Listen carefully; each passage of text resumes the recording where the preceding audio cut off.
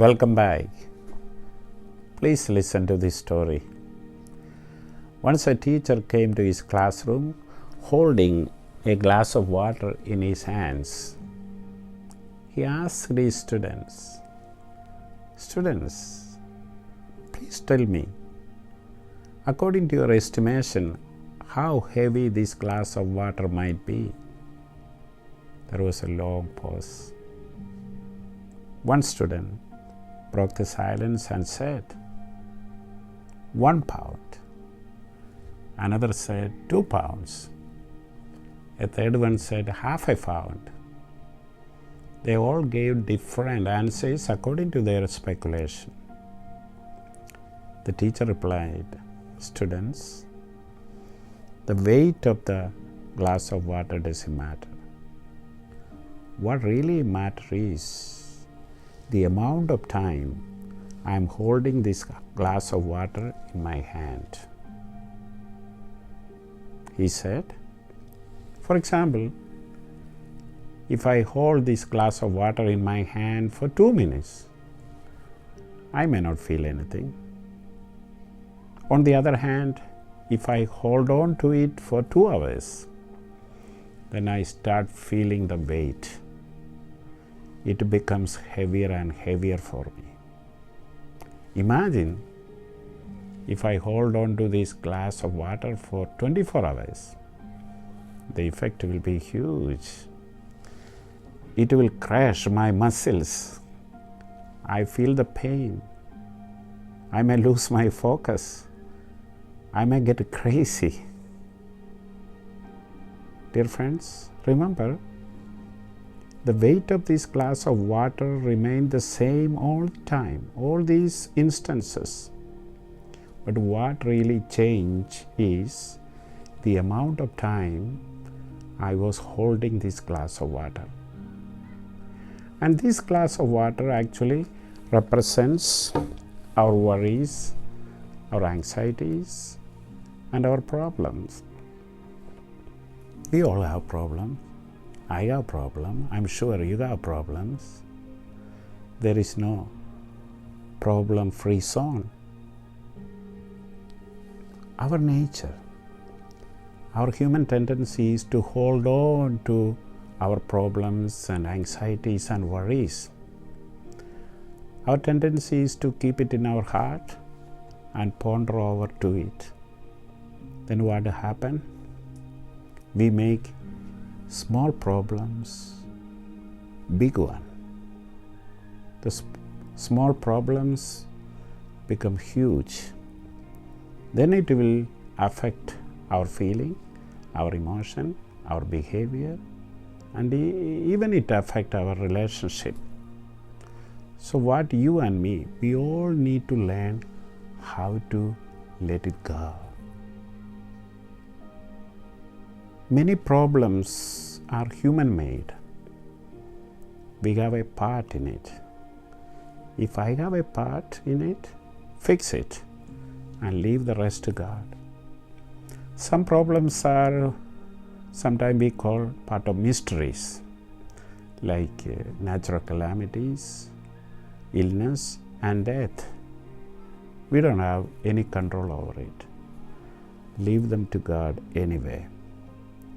So during this season of Lent, let us learn this technique of let it go.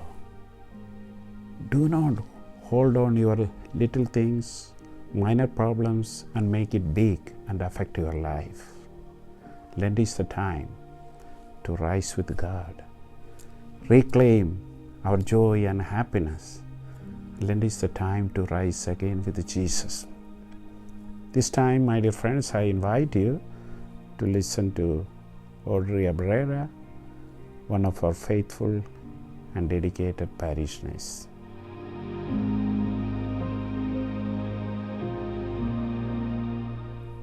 Instead of the doom and gloom that is usually associated with Lent, for me, Lent is like getting a gift, receiving it, anticipating to open it, like in slow motion.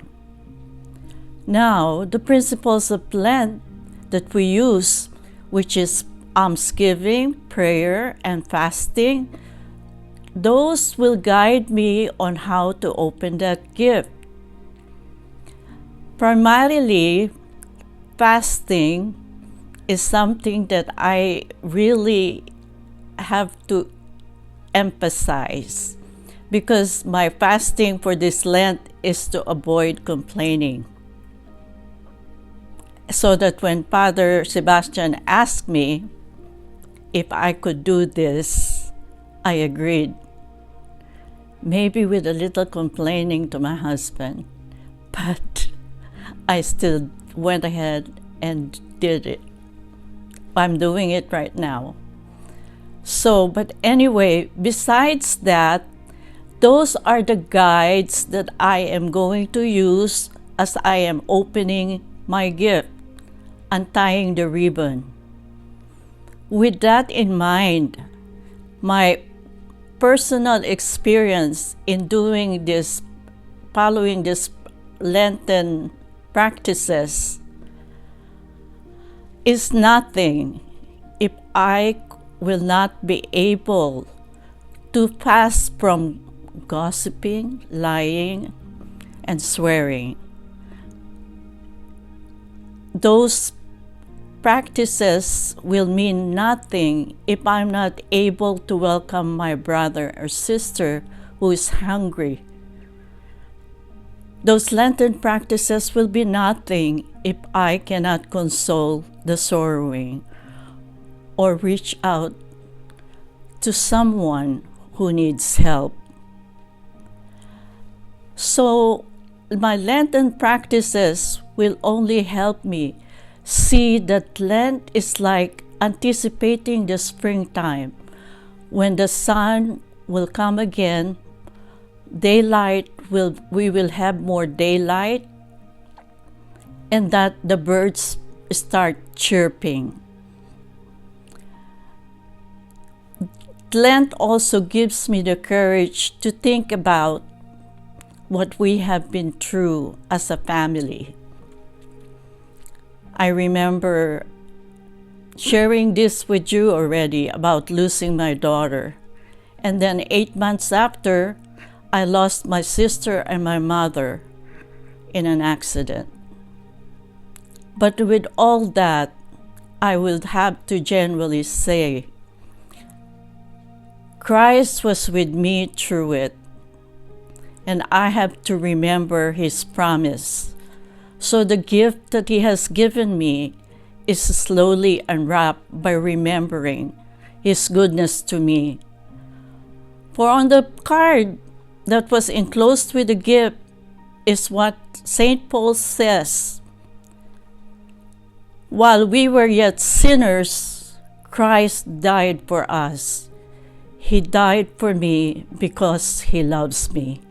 So that no matter what I have done in the past, no matter how many mistakes I will make in the future, I know for a fact that His love for me will always be there. So that no matter what circumstance or situation I might find myself, I know I can rely on that love.